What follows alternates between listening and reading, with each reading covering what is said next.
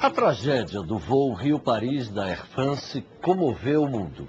Afinal, é muito estranho esse sentimento de perda de um parente, de um amigo, de um conterrâneo, sem o resgate de um corpo, de um objeto pessoal mesmo, de alguma parte do avião que confirme o desastre. Diante do mistério, as reações são as mais disparatadas. As suposições sobre as causas do acidente, as mais criativas e estapafúrdias. E a ação da imprensa? A menos recomendável, quando passa para frente informações ou hipóteses francamente fantasiosas ou age com absoluta insensibilidade em relação à dor dos parentes, na busca do furo que vai elevar a tiragem ou balançar para cima os níveis do Ibope. Para discutir a forma como a imprensa está cobrindo a tragédia, nós recebemos nesta edição do Comitê de Imprensa as jornalistas Annie Gasnier, correspondente da Rádio France Internationale, e Cristina Serra, da Rede Globo de televisão. Queria agradecer, antes de mais nada, a presença de vocês para a gente discutir esses temas. Queria começar por você, Annie. A cobertura está equilibrada? No Brasil ou na França? Porque na França, bom, a coisa é que eu estou trabalhando tanto nesse momento à procura de alguma notícia e também de fonte que confirme, que não estou com muito tempo de seguir o que está se fazendo, mas pelo menos estamos tentando na França, porque pois aqui a distância também ajuda de tentar ser um pouco mais tranquilo, digamos, sobre o tratamento da informação.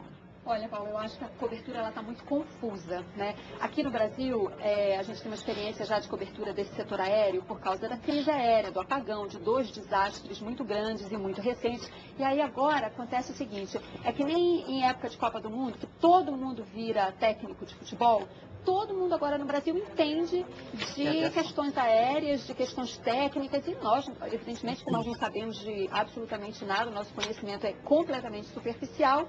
E aí está muito confuso, porque todo mundo sai dando palpite, a gente publica o que os especialistas falam. Eu acho que a gente tem que ter mais cuidado para selecionar quem pode dar opinião sobre um assunto desse. Tem que ser uma pessoa que tem experiência com esse tipo de avião. Não é qualquer pessoa, eu sou piloto de avião, eu saio dando palpite, porque está todo mundo só fazendo conjecturas. Ninguém sabe o que aconteceu de fato. Mas o que a gente observa também é uma falta de humildade da nossa parte para dizer assim, não sabemos. Exatamente. E também não se perder justamente nessas hipóteses, porque chega um momento que tem tantas que chega a ser ridículo de emitir tantas hipóteses, se realmente nesse momento não sabemos nada, e que ainda pior é que não achamos nada realmente, ou não vimos, ou não foi conferido nada ainda. Então, o trabalho também nosso é difícil, mas acho que a gente tem que saber a um momento, pelo menos com palavras, reduzir um pouco o impacto de algumas hipóteses, de algumas declarações. O que eu ia comentar é o seguinte, o que eu queria comentar é que não só, quer dizer, tem muita gente falando e nem sempre as opiniões são bem fundamentadas, como as autoridades também parecem perdidas com relação a esse assunto. A gente viu nessa semana que passou a entrevista do ministro Jobim, ele descartando algumas coisas e afirmando outras categoricamente, e no dia seguinte ele foi desmentido pelos fatos. Não tem aquela história do Ulisses Guimarães que dizia, né, que os fatos não teimam, né, em aparecer, mas porque é verdade, os fatos se sobrepõem às opiniões. Então a gente viu o ministro dizendo, olha, aquela mancha de óleo... Os espanhóis falam, né, los hechos são los hechos. Exatamente. Os fatos. Justamente. E o que aconteceu? Ele disse, não, descarto a hipótese de explosão porque tem uma mancha de óleo. E no dia seguinte disseram, mas a mancha de óleo não é de avião, é de navio. Quer dizer, então a gente... Aliás, não era a mesma mancha, aparentemente, também. Então, eu me recordo que eu estava com um grupo de amigos jornalistas na hora em que apareceu na televisão o ministro Jobim dando aquela confirmação e todo mundo na sala se assustou. Disse, mas espera aí, não se resgatou um pedaço sequer desse avião até agora? Ninguém pegou isso na mão, ninguém viu esse, para poder se afirmar tão peremptoriamente que é é um pedaço do avião sinistrado. Até esse momento, os militares, a cada comunicado que eles faziam, eles falavam, vimos pedaços, mas ainda não podemos afirmar que são do Airbus da Air France. Também porque esse tipo de avião, ele tem todo o pedaço quase numerotado. Então, eles sabem que tem que recuperar e tem que conferir depois Os números se realmente vem desse aparelho que sumiu.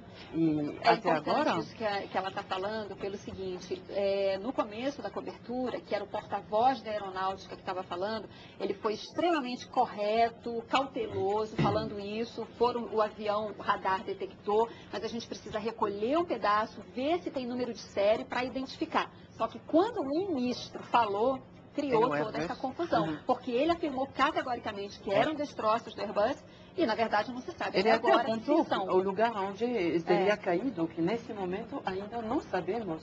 Não sabemos exatamente se ele caiu, se pedaços caíram, se algo caiu, ainda não se sabe. Os militares, assim, a gente costuma ter uma relação difícil com os militares aqui, né, na cobertura de imprensa, mas nesse assunto especificamente, eles estavam muito precisos nas afirmações que eles faziam. Mas o ministro, acho que tumultuou um pouco a cobertura. Não, e a cara deles, quando o ministro falava e não houve explosão por causa da mancha, tudo, eles nunca chegaram a essa conclusão ainda. E conclusão, a gente sabe que um acidente aéreo pode levar anos. Pode levar anos. De verdade, porque é uma pesquisa muito complexa. Pois é, e o Jornal Globo, de quinta-feira, dia 4, trouxe uma charge que teve uma repercussão enorme, extremamente dura essa charge do Chico, que diz assim, e no Ministério da Defesa? O ministro Jobim aqui, com o mapa e tal, dizendo, e se vocês olharem bem neste ponto, poderão divisar nitidamente a imagem de um oportunista tentando ganhar algum prestígio nas Forças Armadas, falando sobre coisas que acabou de aprender. É irônico, mas também é muito duro o Chico nessa charge. Muito mordaz. Mas acho que o ministro mereceu, Cristiano. Olha, eu acho que ele acertou, o Chico, acho que ele acertou a mão, porque, por exemplo, eu estava nessa coletiva e era essa sensação que a gente tinha. Inclusive, quando a gente fazia perguntas mais técnicas, o ministro sempre pedia ajuda de um dos militares, né? Porque, enfim, não é um assunto, ele pode até ter estudado, ter recebido um briefing, mas é muito claro que não é um assunto que ele domina.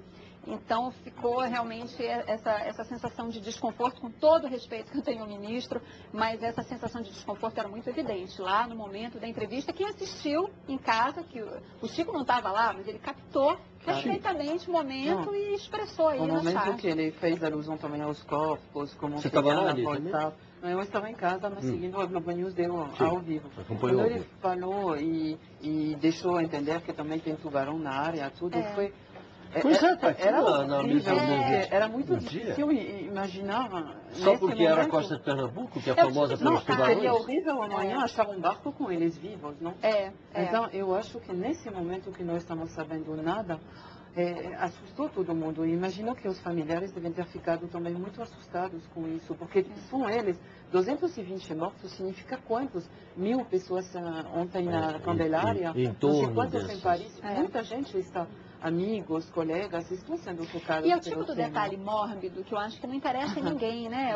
A tragédia por si só já é de uma magnitude tamanha que não precisa entrar nesse tipo de detalhe. Ele deu sim uma informação importante nessa entrevista que era suficiente, a meu ver, que estava lá, enfim, de fora observando. Ele disse que há registros históricos de que até o 6º dia corpos podem ser encontrados. Era o que bastava. Exatamente. Ou seja, você sabe que pelo menos até 6 dias a operação de busca vai continuar, porque tem a possibilidade concreta de encontrar corpos. Agora, em que estado os corpos vão estar? Ninguém precisa saber.